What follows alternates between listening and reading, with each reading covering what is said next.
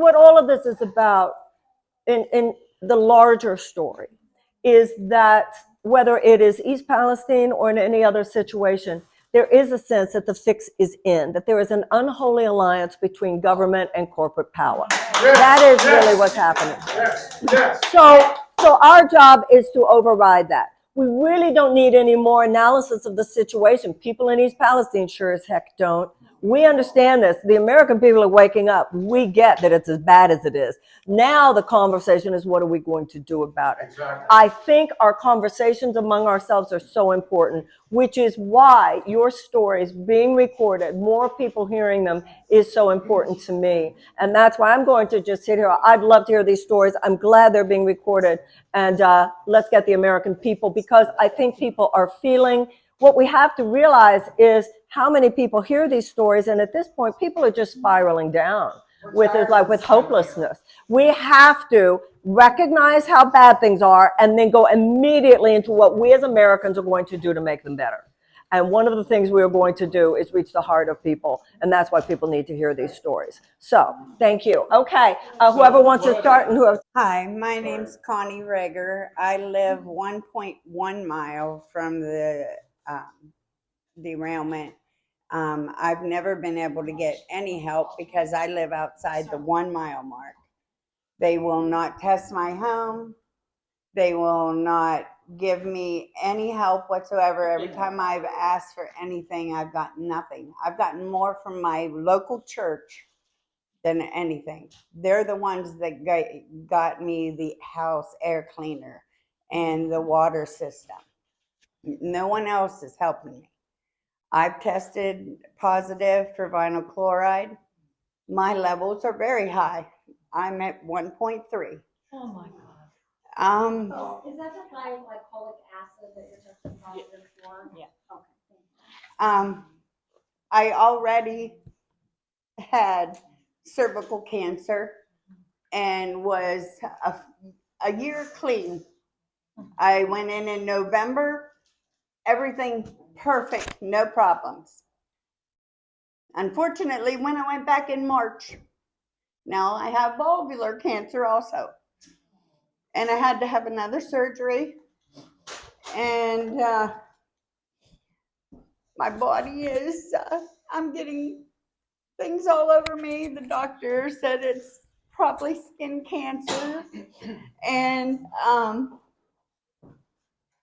sorry. That's all right. You know, I'm 60 years old.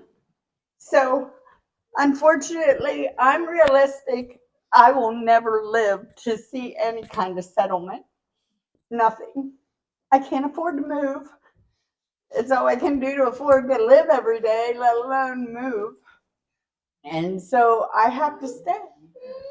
And my daughter, my grandchildren, thank God they got out of town because they're having the same issues. But I have rashes all over my body. I have headaches all the time. I can't breathe very well. I've had a lot of trouble, and I pretty much know that it's going to get worse. I went to my doctor right away. I went to my doctor in February and in March. And when I went back in March, I was told, don't come back because we can't help you. We've been told we cannot help you. If you are from East Palestine, sorry, we can't help you. And if it wasn't for Dr. Chai, I still wouldn't have been tested because no one would let me have any kind of paperwork to go get tested. So I thank God for Dr. Chai because at least now I know that I'm probably going to die and there's nothing I can do about it. But I at least want things to change for my grandchildren and the rest of the community because they have to live here forever too.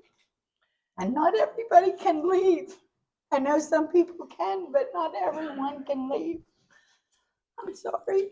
there is a governmental right It was already exercised once before in Libby, Montana, that the government can come in here and say that everyone who is in any way affected by this situation will have free universal health care. I think we should have universal health care anyway. But there is a way that the government could use this and could declare this an emergency situation. And this is something I will continue to talk about, everyone dealing with any of this. Pardon? The order's on DeWine's desk. He won't sign it. He won't answer any of our calls or emails. So the federal government has tried to provide this for you and DeWine will not allow it? And put on DeWine's desk and he won't touch it. And he won't for ideological reasons? He said there's nothing wrong. Money, money, money. No, he just doesn't, no, that's think not it's money working. for him. He doesn't want to empower the federal government. He doesn't want to empower the Biden I guess when you hold it, you administration. get. That's what that is. He doesn't want to help create a situation where the Biden administration could look like the good guy.